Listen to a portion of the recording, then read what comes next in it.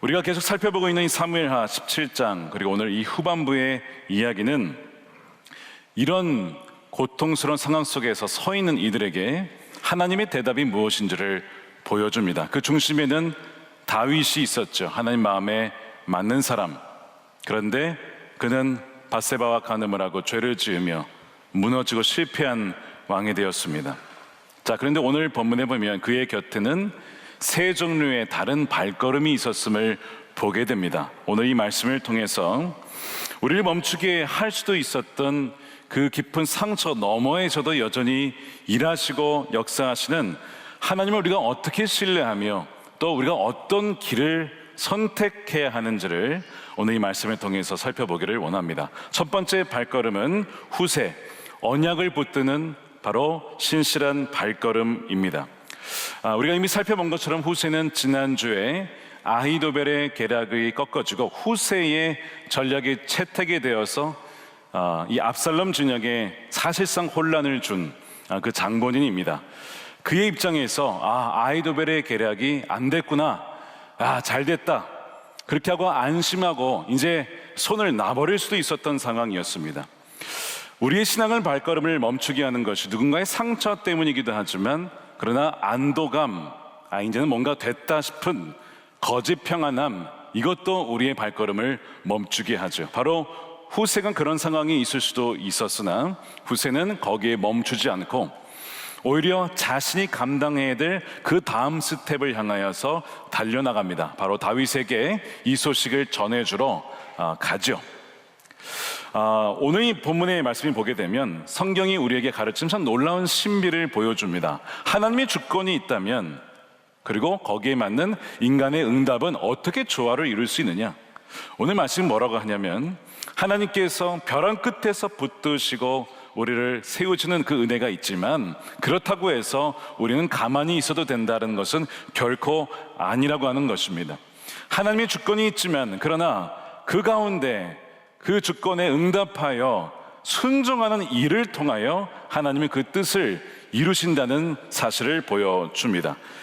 이 놀라운 두 가지의 신비를 사도 바울은 빌립보서 2장 12절과 13절에서 이렇게 말씀하고 있습니다. 그러므로 사랑하는 여러분, 여러분이 언제나 순종한 것처럼 내가 함께 있을 때뿐만 아니라 지금과 같이 내가 없을 때에도 더욱더 순종하여 두렵고 떨리는 마음으로 자기의 구원을 이루어 나가십시오. 하나님은 여러분 안에서 활동하셔서 여러분으로 하여금 하나님을 기쁘게 해드릴 것을 소원하고 염원하게 하시고 실천하게 하시는 분이십니다. 자, 이것이 하나님의 주권과 인간의 의지와 순종의 놀라운 신비입니다. 하나님께서 우리 안에 역사하시기 때문에 우리는 가만히 있어도 되는 것이 아니라 바로 두렵고 떨림으로 내가 해야 될 일은 무엇인가를 기억하고 분별하고 기도의 자리이든 그것이 내 몸을 하는 것이든 순종이든 어떤 것이든지 함으로써 하나님의 구원이 실제로 우리 삶이 일어나도록 하는 것입니다. 자, 여기서 자기의 구원을 이루라는 것은 선한 행위를 통해서 구원을 얻어내라, 쟁취해라, 이런 뜻이 결코 아닙니다. 그것은 바로 행위 구원이겠죠. 이 말씀은 그걸 말하는 게 아니라 하나님의 전적인 은혜로 말미암아 우리가 구원을 얻었을 때에 그 구원의 놀라운 기쁨과 역사가 우리의 삶의 구석구석에, 우리의 배우자와 자녀들과 나의 삶 속에 순종의 삶을 통하여 일상에 그것이 나타나고 드러날 수 있도록 그렇게 순종을 드리라, 그것을 말씀하고 있는 겁니다. 마치 운동을 해야 우리의 몸 구석구석에 혈액순환이 쫙쫙 되어서 건강해지는 것처럼 구원의 심장이 여기만 머물지 않고 우리 삶의 구석구석 뻗어나갈 수 있도록 구원을 이루어 나가라, 이것이 이 빌립보서의 말씀인 것이죠. 그래서 하나님께서 아히도벨의 계략을 어리석게 하였는데 어떤 방식이었냐면, 후세가 목숨 걸고 적진의 스파이로 뛰어 들어가서 담대하게 전략을 내놓음으로써 그런 그의 지혜와 그런 순종을 통하여 하나님은 그 일을 이루셨다는 것을 보여주고 있습니다. 더 나아가서 여기에 그치지 않고 다윗에게, 그의 부하들에게 이 소식을 전하여 확실하게 이 위기를 피해 나갈 수 있도록 자신의 역할을 감당한 사람이 바로 후세입니다. 후세가 이렇게 필사적으로 달렸던 이유는 무엇일까요? 그냥 다윗의 친구라서? 그것이 아닙니다. 후세가 다윗이 범죄할 줄 몰라서? 그것도 아닙니다. 다 알고 있었습니다. 그런데 후세가 여전히 다윗을 도와주고 그 파렴치한 죄인이었던 다윗을 지지하는 이유는 단지 친구이길 떠나서 실패한 다윗 너머에 있는 여전히 하나님께서는 그를 기름 부으셨고 그를 통하여 영원한 언약을 세우셔서 하나님의 나라를 세우신다는 것을 후세는 알았고 믿었기에 여전히 다윗을 도와주고 그의 발걸음은 그에게 향해 있었던 것입니다. 내 발걸음이 여기서 멈추게 된다면 다윗은 한 사람의 생명이 사라질 뿐만 아니라 하나님의 구원 계획 전체가 사라질 것을 알았기에 후세는 목숨 걸고 친구를 위하여, 아니 하나님 나라를 위하여 그렇게 달려갔던 겁니다. 자, 이 후세의 발걸음을 보면서 우리에게 이 말씀은 질문합니다. 여러분들의 충성은 누구를 향하고 어디를 향하고 있습니까? 사람에게 대한 충성입니까? 아니면 정말 하나님과 주님과 하나님 나라를 향하여서 그 충성이 드려져 있습니까? 우리가 사람을 의지하고 사람에게 충성하면 그 사람에게 실망하고 상처를 받으면 떠나게 됩니다. 우리의 신앙은 쉽게 무너지게 돼요. 목회자를 의지한다거나 다른 어떤 사람을 의지하게 되면 그 사람의 실망스러운 모습 때문에 신앙이 흔들릴 수가 있어요. 그러나 우리의 충성이 그 사람 너머에 계신 여전히 우리 인간의 연약함에도 불구하고 하나님의 뜻대로 다가오는 하나님 나라가 온전히 임할 수 있도록 지금도 역사하시는 그 하나님을 믿는다면 우리는 어떠한 실망스러운 일을 당해도 우리는 거기에 멈추지 않고 계속해서 믿음의 여정을 달려나갈 수가 있는 것이죠. 바로 이 후세가 우리에게 주는 교훈이 이것입니다. 사람이 아니라 그 너머에 있는 하나님을 신뢰함으로 충성되게 우리에게 맡겨진 역할을 끝까지 감당해야 한다는 것이죠. 두 번째 발걸음은 마길입니다. 은혜를 기억하는 신실한 발걸음입니다. 다윗이 결국에는 이제 요단강을 건너서 피하게 됩니다. 마하나임이라는 지역을 갔을 때에 그를 찾아오는 세 명이 있었습니다. 자, 27절 보십시오. 다윗이 마하나임이 다다르니 암몬 족속의 도성 라빠에서 나하스의 아들 소비가 찾아왔고 로데발에서는 암미알의 아들 마길이 찾아왔고 그 다음에 로글림에서는 길앗 사람 바르실레가 찾아왔다. 이 세 명이 찾아오게 됩니다.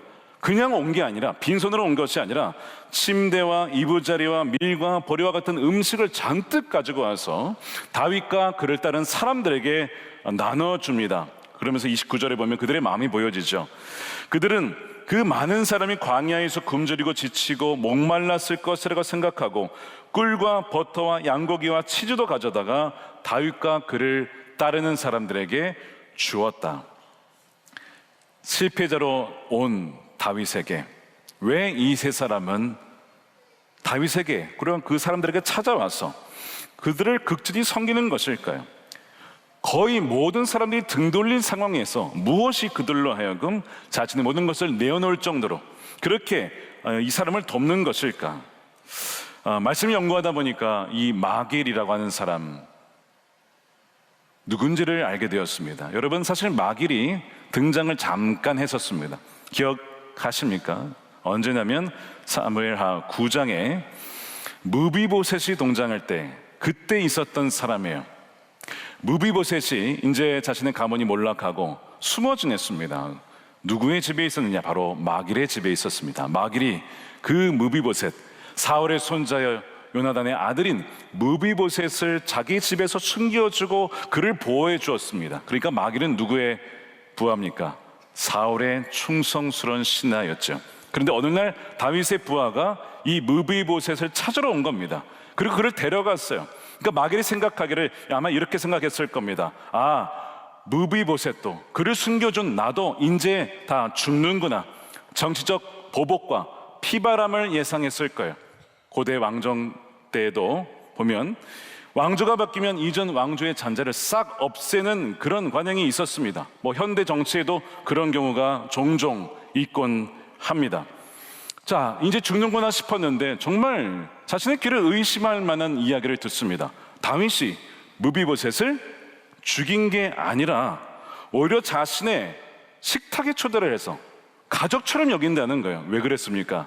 그의 친구, 다윗의 친구 요나단과의 언약을, 옛 언약을 기억하고 서로 언약했을 때 너와 나의 후손들을 서로 지켜주자, 그렇게 해서 언약했던 것을 기억하고 그 무비보셋을 자신의 식탁에 불러서 가족처럼 품어줬다는 파격적인 은혜, 헤세드의 은혜를 누리게 되었다는 것을 누가 들었습니까? 마길이 듣게 되었어요. 나도 살고 무비보셋도 살고. 그래서 다윗이 비록 죄를 지어 넘어졌지만 그 중심에는 다윗이 그래도 하나님의 언약을 기억하여서 원수에게까지 자비를 베풀었던 자비의 은혜의 왕이었음을 기억한 사람이 마길입니다. 그래서 가장 비참한 순간으로 찾아왔을 때에 다윗의 현재 실패가 아니라 자신이 목격했던 그 과거의 놀라운 다윗이 베풀었던 은혜를 기억하여 마길은 가장 힘든 다윗의 그 순간에 찾아와서 이 값진 음식과 물건들을 드리며 다윗을 돕는 것입니다. 바로 은혜의 기억에서 시작된 신실한 발걸음이죠. 이 마길뿐만이 아니었습니다. 이 바르실레라고 하는 길르앗의 원로는 다윗과 수십 년을 함께 있었던 사람입니다. 그래서 다윗을 통하여 이스라엘이 통일이 되어지고 나라가 하나가 되고 온 백성이 법궤 앞에서 여호와의 신앙으로 바뀌는 것을 목격했던 그 사람이죠. 그래서 평생토록 다윗의 그 신실했던 모습을 기억하는 사람입니다. 지금은 비록 타락하여 무너져서 넘어져 있지만 그를 기억하고 과거의 그 은혜를 기억하고 다윗에게 찾아온 것입니다. 소비라는 사람은 암몬 사람입니다. 다윗 정복한 나라이죠. 그런데 그 암몬 사람에게 패전국에 다윗이 관용을 베풀었습니다. 잘 대해 주었습니다. 그리하여 이 소비도 자신의 가진 것을 가지고 다윗과 사람들을 도왔던 것이죠. 이 셋의 공통점은 다윗이 완벽해서 온 것이 아니었다는 점입니다. 다윗이 부족하고 연약했지만 그가 베풀었던 과거의 은혜를 기억하여, 그리고 그것을 기억하여 오늘 다윗을 도우러 온 것이죠. 자, 이 은혜를 기억한 마길의 신실한 발걸음은 우리에게 묻습니다. 여러분들의 그 사람, 물론 여러분들에게 상처만 준 사람일 수도 있지만 꼭 그렇지는 않을 거예요. 그래도 과거에 언젠가 그 사람을 통해 하나님께서 여러분들에게 베풀어 주신 은혜와 사랑이 전혀 없으십니까? 조금은, 아니 꽤 있을 수도 있습니다. 바로 그것을 기억하라는 거예요. 그것을 기억하여 비록 지금은 그 사람으로 인하여 내 마음이 아프지만 그래도 과거의 그를 통해 나에게 베풀어준 은혜를 기억함으로써 신실한 발걸음을 내딛는 것, 여전히 그 신앙의 발걸음을 내딛고 또한 실패한 다른 지체를 향하여서 발걸음을 내디드라 라고 하는 것이 마길이 오늘 우리에게, 오늘 본문을 통해서 주는 교훈이자 은혜입니다. 자, 이제 세 번째 발걸음입니다. 아히도벨, 상처에 멈춰버린 비극적인 발걸음입니다. 자, 오늘의 핵심 주제가 되겠습니다. 자, 후세의 발걸음이 있었고 마길의 발걸음이 있었고 이제 아히도벨의 발걸음이 있는데 그는 자신의 집으로 향합니다. 그리고 자신의 인생을 스스로 마감을 시키죠. 23절에 보니까 아히도벨은 자기의谋略대로 이루어지지 않는 것을 보자 안장을 쥐어 타고 거기서 떠나 고향으로 돌아가 집안일을 정리하고 목을 메어 죽었다. 똑똑한 사람입니다. 자신의 계략이 통과되지 않는 걸 보고 이대로 가면 우리는 진다, 반역자로 몰릴 것이고 나도 압살롬도 다 죽을 것이라는 것을 간파한 사람, 그렇게 머리가 명석한 사람이었어요. 그렇게 죽느니 차라리 먼저 스스로 죽자, 명예를 택한 것이죠. 아마 그가 죽게 된 것은 자신의 계략이 받아들이지 않아서일 수도 있고 명예를 택하기 위해서일 수도 있고 여러 가지 원인이 있을 것입니다. 그런데 이 모든 비극의 뿌리에는 바로 그 사람이 있었습니다. 여러분, 그 사람이 누굽니까? 다윗이죠. 전승에 따르면 바로 이 아히도벨은 밧세바의 누굽니까? 할아버지였습니다. 그는 자신의 사랑하는 손녀 밧세바의 가정을 파괴하고 충직한 군인이었던 손녀상의 우리아를 죽인 그 사람 다윗을 보면서 정의로운 분노에 휩싸였을 겁니다. 그래서 그는 소위 가나안 성도가 된 겁니다. 어떤 성도입니까? 안나가 성도죠. 공동체를 떠난 거예요. 아니, 더 나아가서 아예 신앙까지 버리는 무종교인, 영어로는 nuns, 나는 이제 신앙을 버릴 거야. 그렇게 무종교인이 되고 말았습니다. 그의 아픔은 진짜였습니다. 상처는 진짜였습니다. 정말 다윗 때문에 그렇게 된 것은 사실이었습니다. 그렇기 때문에 그의 분노는 옳고 정당해 보였지요. 그런데 그 문제는 그 정당한 탓이 그의 인생 전체를 지배하는 최고의 우상이 되었다는 거예요. 그래서 그 정당한 분노가 하나님을 향한 신뢰마저 집어삼킬 때에 그것은 그의 영혼을 파멸시키는 독이 될 수 있다는 겁니다. 그는 평생을 다윗만 아니었더라면 오랜 시간을 과거의 그 상처에 갇혀서 현재도 살지 못하고 미래도 살지 못하고 계속 그 복수와 상처와 남 탓, 그 사람 탓, 거기에 매몰려 살았던 것이요, 완전히 매몰되어 살았던 것입니다.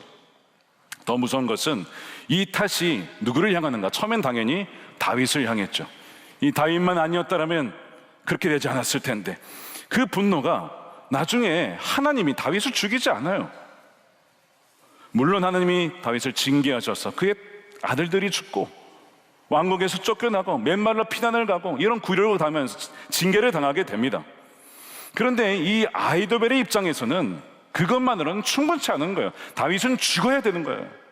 당장 죽어야 되는 거예요. 그런데 하나님이 그를 살려주시는 거예요.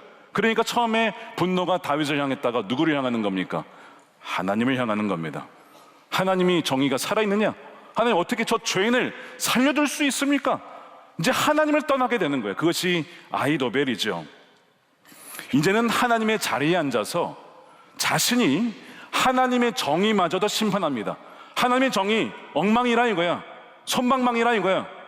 내가 정의를 내리고 내가 심판을 하겠다고 하나님마저 심판하는 자리에 앉은 자가 아히도벨이었어요. 그러니까 나중에는 하나님도 떠나고 무신론자가 되어버리고 만 것이죠. 인간의 끔찍한 죄가 나는 그 비극의 자리에서 어떻게 하나님이 가장 위대한 선을 이루시는지를 아마 전혀 상상조차 할 수 없었을 거예요. 무슨 얘기냐면 다윗과 밧세바 사이에 누가 태어납니까? 솔로몬이 태어납니다. 그리고 솔로몬을 통하여 누가 오십니까? 예수님이 오십니다. 그 악을 바꾸셔서 아히도벨의 가문에 메시아의 놀라운 그 영광이 임하는 것을 하나님 바꾸어 주셨는데, 그렇게 하실 것인데 그것을 신뢰하지 못하고 그저 내 머리에 내 계획에 이러저러 했더라면 계속 남 탓하다가 그 피해의식에 그 피해 명상이 사로잡혀서 불쌍하게 자신의 생을 스스로 마감한 아히도벨의 인생이 너무나 안타까운 것입니다. 저는 아히도벨을 묵상하면서 마음 아픈 것이 지금도 그런 가나안 성도들, 상처를 받고 심지어 하나님을 떠난 아히도벨과 같은 많은 사람들이 있기 때문입니다. 그들을 생각하면 너무나 죄송하고 미안하고, 우리가 좀 더 잘했더라면, 우리가 좀 더 사랑스러웠더라면, 우리가 좀 더 겸손했더라면, 우리가 좀 더 잘 알았더라면 하는 그런 후회의 마음이 있습니다. 그러니까 아히도벨을 보면 잘 죽었다가 아니라 왜 제 마음에는 왜 이렇게 안타까운지, 왜 지금도 이 아히도벨과 같은 많은 사람들을 인하여서 제 마음이 그렇게 아픈지 모르겠습니다. 아히도벨은 그런 하나님을 신뢰하지 못했어요. 가장 큰 악을 바꾸어 선을 이루시는 하나님을 그는 신뢰하지 못했습니다. 여러분들에게 묻고 싶습니다. 여러분들은 하나님을 신뢰하십니까? 하나님을 진짜 여러분 신뢰하십니까? 우리가 지금 대답에서 알 수 있듯이 신뢰하는 것도 아니고 안 하는 것도 아닌 이 어정쩡한 영역 속에 우리가 있어요. 그러니까 우리도 얼마든지 아히도벨의 길을 갈 수도 있는 가능성을 언제나 잠재하고 있는 것입니다. 그런데 오늘 말씀은 뭐라고 하냐면 아히도벨의 길에서 돌이켜서 후세의 길로, 마길의 길로, 비록 그가 범죄하였고 그 사람 때문에 내가 참 힘들었지만 과거에 베풀었던 은혜를 기억하여 사람이 아니라 하나님을 신뢰함으로 나아가는 그 발걸음을 돌이키라라고 주님이 우리에게 오늘 말씀하고 계시는 겁니다. 자, 그렇다면 이 끔찍한 탓의 감옥에서 벗어나는 길은 무엇이냐? 어떻게 벗어날 수 있을까? 그 탓, 맨날 그 탓하는 그 인생에서 어떻게 벗어날 수 있을까? 길이 있습니다. 마르다 이야기로 돌아가면 예수님께서 그 이야기를 들어요. 계속 마르다가 당신 때문에 오라비가 죽었습니다. 계속 이런 얘기를 하니까 예수님이 변명하지 않아요. 논쟁하지 않아요. 그런데 전혀 다른 차원의 대답을 하십니다. 뭐라고 하시냐면 내가 믿으면 하나님의 영광을 보리라. 내가 너에게 말하지 아니하느냐. 자, 마르다는 만일 이러저러 했더라면 저렇게 됐을 것입니다. 탓하고 있는데 예수님이 그 if를 바꿔서 만일 너가 믿으면 하나님을 신뢰하면 너가 영광을 본다라고 내가 말하지 아니했니? 마르다와 마리아의 연약한 믿음을 혼내는 것이 아니라 불쌍히 여기면서 너의 삶을 괴롭게 하는 것이 아니라 나사로가 부활하는 것을 보여줌으로써 다가오는 부활이 있음을 보여주려고 한 것이다. 그리하여 내가 일부러 늦게 온 것이다. 왜 이런 일이 일어났는가라는 원망을 하나님의 영광을 보게 될 것이라는 미래의 소망으로 전환시켜주고 계십니다.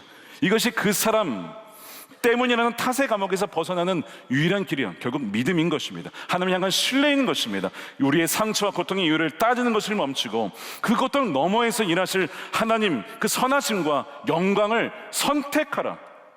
오늘을 선택하고 여러분들의 미래를 선택하라고. 그렇지 아니하면 계속 과거에 매여 그렇게 살다가 죽을 수도 있다라고 성경은 경고하고 있는 것이죠. 데이비드 시멘즈가 그 책에서 야곱의 아내였던 레아 이야기를 합니다.